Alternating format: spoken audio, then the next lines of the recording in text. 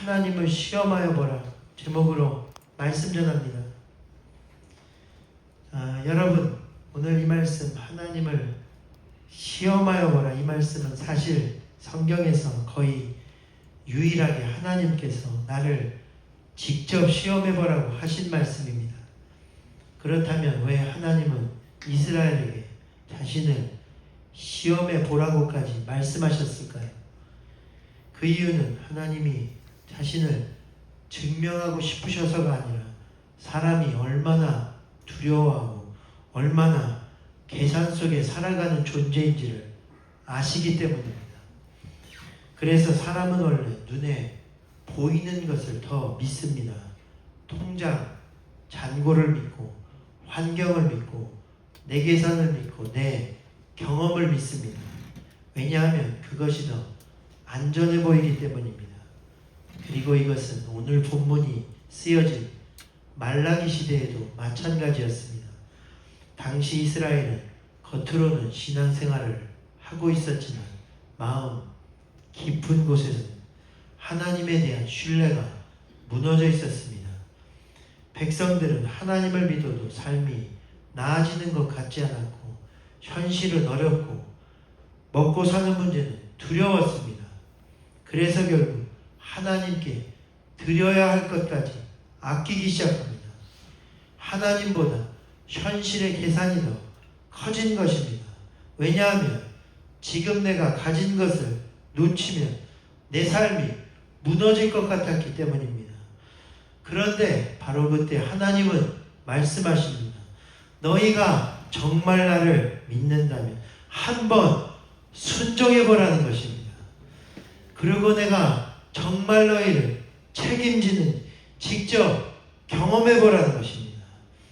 본문에 보면 만군의 여호와가 이르노라 너희의 온전한 11조를 창고에 들여 나의 집에 양식이 있게 하고 그곳으로 나를 시험하여 내가 하늘문을 열고 너희에게 복을 쌓을 곳이 없도록 붙지 아니하나 보라 말씀했습니다. 여기서 중요한 것은 하나님이 원하신 것이 단순히 돈이나 11조가 아니었다는 사실입니다. 하나님은 사실 돈이 부족하셔서 11조를 요구하시는 것이 아닙니다. 너희의 삶을 정말 나에게 맡길 수 있느냐는 것입니다.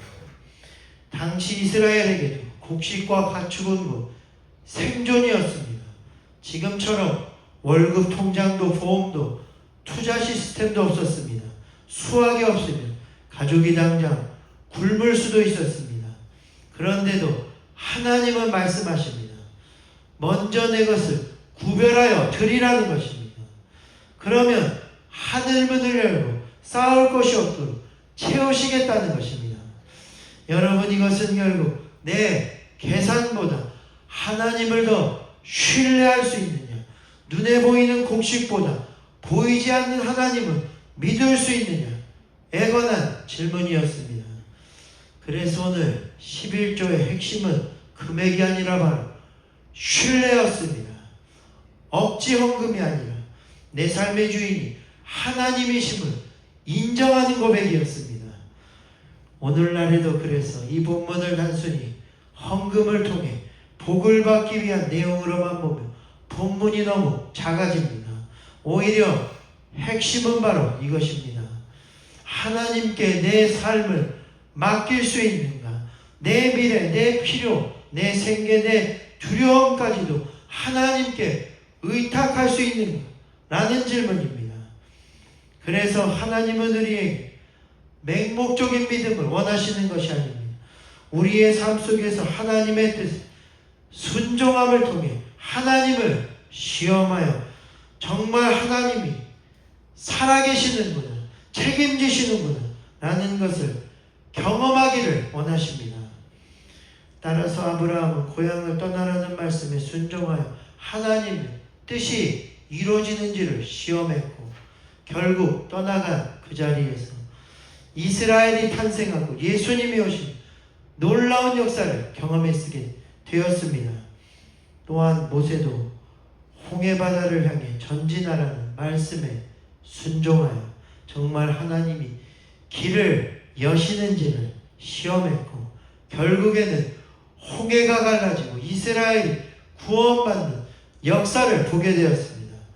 그리고 베드로도 깊은 데로 가서 그물을 내리라는 말씀 순종하여 정말 하나님이 책임지시는지를 시험했고 마침내는 그물이 찢어질 만큼 물고기를 잡는 기적을 체험하게 되었습니다. 오늘 그러므로 여러분의 인생 가운데도 하나님을 시험해 보십시오. 그래서 인간적 방법으로 해결하기 전 먼저 하나님의 말씀을 실천함으로 하나님을 시험해 보십시오. 통장의 숫자보다 하나님의 공급하심을 믿고 하나님께 먼저 드림으로 하나님을 한번 시험해 보십시오. 상황을 두려워하기보다 하나님의 응답을 신뢰하며 먼저 기도함으로 하나님을 시험해 보십시오. 그러면 하늘의 문이 열리게 될 것입니다. 싸울 것이 없도록 부어지게 될 것입니다. 중요한 것은 우리가 믿음과 순종으로 시험해야 할 대상이 바로 하나님이시라는 사실입니다. 본문의 만군의 여호와가 이르노라 너희의 온전한 11조를 창고해드려 나의 집에 양식이 있게 하고 그것으로 나를 시험하여 내가 하늘 문을 열고 너희에게 복을 쌓을 것이 없도록 붙지 아니하나 보라 말씀했습니다. 그래서 오늘 다른 믿음이나 다른 대상이 아닙니다. 우리가 오직 신뢰하고 믿음으로 순종해야 할 대상은 바로 하나님이십니다. 왜냐하면 오직 하나님만이 살아계신 하나님이시고 참되고 옳으시기 때문입니다. 유일하게 거짓이 없고 진실하십니다. 그래서 만일 하나님이 살아계시고 그분의 말씀이 진실하다면 우리는 그분과 그분의 말씀 인생을 걸어볼 만한 하지 않습니까?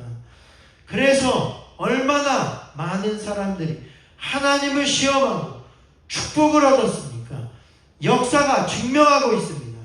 먼저 하나님의 뜻에 순종하고 오늘 말씀처럼 하나님의 집에 양식이 있게 한 개인과 나라들을 복을 쌓을 것이 없도록 부어주셨습니다.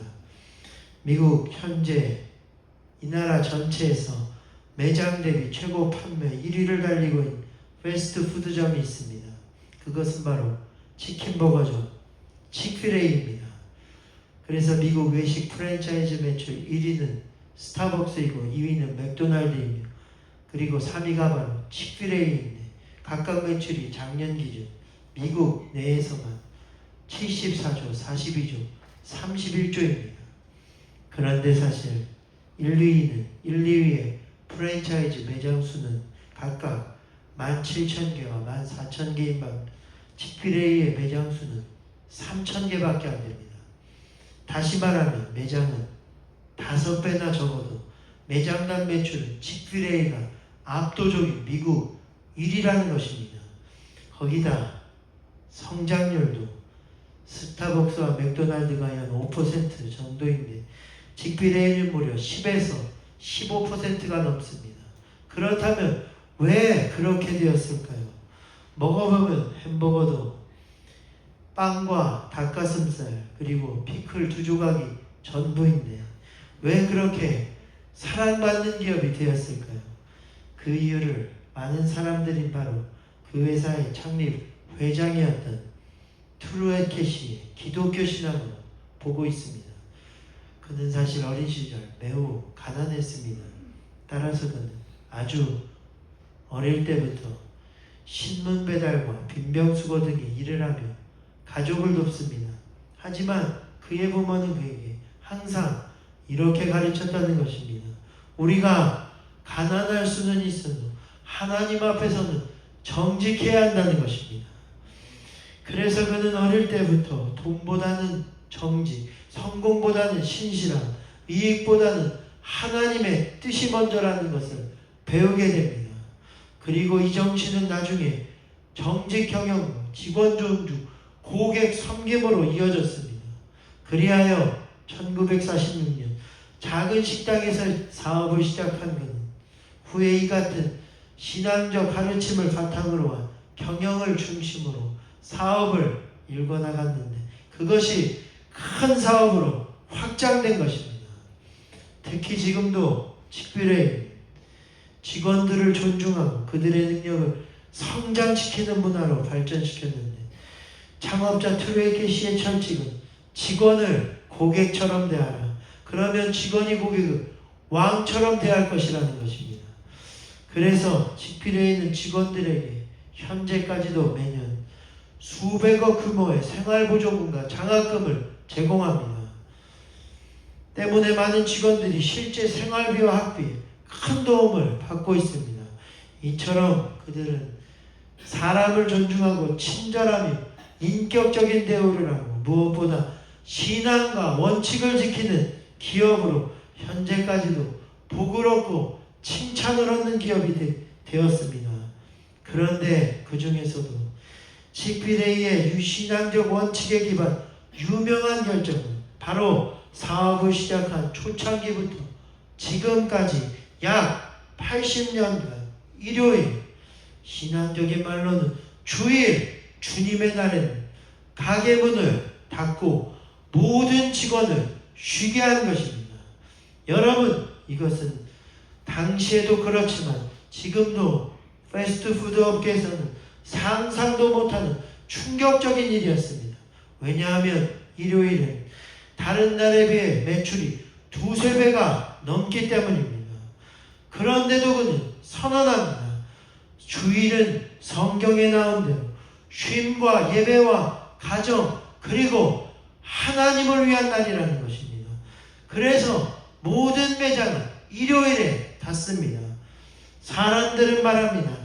미친 결정이다. 엄청난 손해다. 절대 성공 못한다. 하지만 그는 흔들리지 않았습니다. 왜냐하면 그에게 있어 사업은 돈을 버는 수단 이전에 하나님 앞에서의 신앙과 순종이었기 때문입니다. 그런데도 그들의 매출은 매년 놀랍도록 성장합니다. 그리고 한 가지 더, 그들이 70년대부터는 윈쉐입이라는 기구를 설립해 항상 수입에서 돈을 먼저 구별하여 하나님의 일과 선교와 구제사업 사용하였는데 현재까지도 수많은 노숙자와 위탁아동, 장애인과 청소년 교육, 깨어진 가정 등을 위해 매년 7,500만 달러 이상을 지원하는 놀라운 기업이 되었습니다. 그렇습니다. 오늘 그들은 인간적인 생각으로 계산이 안 되고 손해보는 것처럼 보이는 길이었지만 그러나 그들은 하나님의 말씀 앞에서 먼저 순종하기로 결단했습니다. 그리고 그랬더니 하나님은 오히려 더 큰 하늘의 문을 열어주셨습니다. 마찬가지로 우리도 하나님의 뜻대로 성경대로 말씀대로 살며 하나님을 시험해 보아야 합니다. 그러면 우리에게도 주님은 놀랍도록 하늘의 복으로 채우실 것입니다.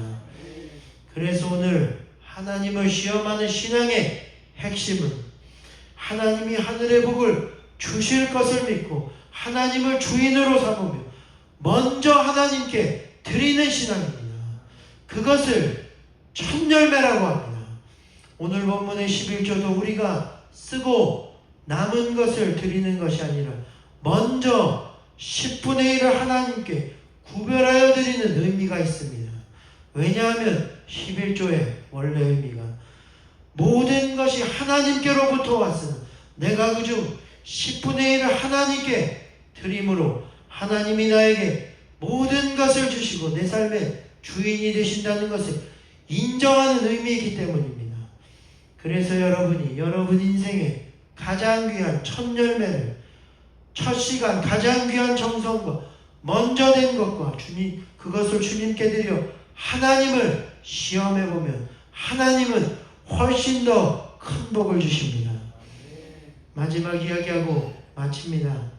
이스라엘에는 키부츠 공동체라는 공동체가 있습니다. 이 공동체 1900년대 초 유대인들이 세계 각지의 핍박을 피해 이스라엘 땅으로 처음 돌아왔을 때 세워진 공동체로 그 땅은 대부분 황무지였고 늪지였으며 물도 턱없이 부족했습니다. 사람들은 말했습니다.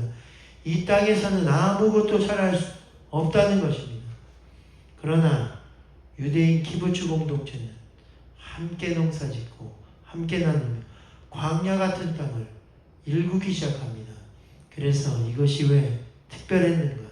당시 유대인들은 돈도 많지 않았고 기술도 부족했습니다. 심지어 전쟁과 테러의 위험도 있었고 물이 부족한 사막의 기후 속에 살아야 했습니다. 그런데도 그들은 먼저 공동체를 세우고 먼저 하나님께 감사하고 먼저 안식일을 지키자고 결정합니다. 여러분, 이것이 바로 천열매의 정신입니다. 그중 안식일이 우선이라는 핵심 정신은 그들로 하여금 아무리 바빠도 안식일에는 일을 멈추게 만들었습니다. 수학철이어도 하나님을 먼저 예배했고 가족과 말씀을 우선했습니다. 세상 기준으로는 그러다 경쟁에서 뒤처진다고 보았지만 그들은 생계보다 하나님이 먼저라고 믿었습니다. 그래서 이 천열매의 정치는 그들에게 생명과도 같았고 이스라엘에는 지금도 비쿠림이라는 천열매의 감사전턱이 있는데 구약 신명기 26장에 나온 이스라엘 백성이 가나안 땅에 들어가 처음 수확한 열매 가운데 가장 먼저 나온 것을 하나님께 가져와 드린 것을 오늘날도 동일하게 드리는 절기입니다. 신명기 당시 이스라엘은 그렇게 첫 수확을 드리며 수확의 주인이 하나님이시라는 고백과 함께 앞으로의 삶도 하나님이 책임지실 것을 소망하고 믿은 것입니다. 따라서 키부츠 공동체도 이 정신을 지키며 주님, 내가 첫 시간을 주님께 드립니다. 첫 수확, 첫 열매, 가장 귀한 것을 계산하지 않고 먼저 드립니다. 그렇게 첫 열매들을 주님께 드리며 감사 축제를 열곤 했습니다. 이것은 단순한 행사가 아니라 이 땅의 주인은 하나님이시라는 신앙의 고백이었습니다. 그리고 놀라운 결과는 그러한 키부츠 공동체를 통해 사막에서 꽃이 피기 시작했다는 것입니다. 이스라엘은 강수량이 매우 적고 사막이 많고 농사를 도저히 질 수 없는 땅이었습니다. 그런데 지금은 그 땅이 이러한 공동체를 통해 세계 최고 수준의 농업기술과 물 절약 기술 그리고 최첨단의 관계 시스템을 가진 첨단 농업국가로 발전했습니다. 왜냐하면 그들이 하나님을 주인 삼고 하나님께 먼저 드려 하나님이 자신들을 책임지는지를 아는지를 시험했고 시험한 대로 하나님은 그들에게 놀라운 열매를 맺게 하셨기 때문입니다. 그렇습니다. 오늘 이스라엘도 또한 많은 신앙의 인물들도 처음부터 그들이 풍요로워서 드린 것이 아닙니다. 감사한 것이 아닙니다. 아무것도 없었지만 없었기에 하나님을 붙들었고 미래가 보이지 않았기에 먼저 드렸습니다. 계산하면 불가능했지만 하나님을 신뢰했습니다. 그리고 하나님은 그 신앙 위에 사막 같은 땅에 꽃을 피워주셨습니다. 열매를 맺게 하셨습니다. 그러므로 사랑하는 여러분, 오늘 먼저 감사하십시오. 먼저 드리고 예배하십시오. 하나님을 먼저로 생각하십시오. 그 안에서 꽃이 피고 감사가 살아나고 공동체가 살아나며 정직이 회복되고 하늘의 복이 쏟아지게 될 것입니다. 그러므로 오늘 계산보다 말씀을 붙들고 두려움보다 순종을 선택하며 손해처럼 보여도 하나님께 먼저 드리는 믿음, 그 믿음으로 하나님을 시험하여 반드시 여러분의 인생을 책임지시고 부어주시는 그러한 은혜를 경험하는 우리가 되기를 마지막 주의 이름으로 축원드립니다. 지금은 이를 위해 함께 찬양하고 기도하실 텐데 오늘 주님께서 우리에게 지금 내가 너의 공급자다, 내가 너의 길이다, 내가 너의 하나님이다 말씀하고 계심을 기억하고 오늘 순종함으로 나아가기를 원합니다. 믿음의 시험 승리하기를 간절히 소망합니다. 이 시간 결단하고 나아가는 시간 가지도록 하겠습니다.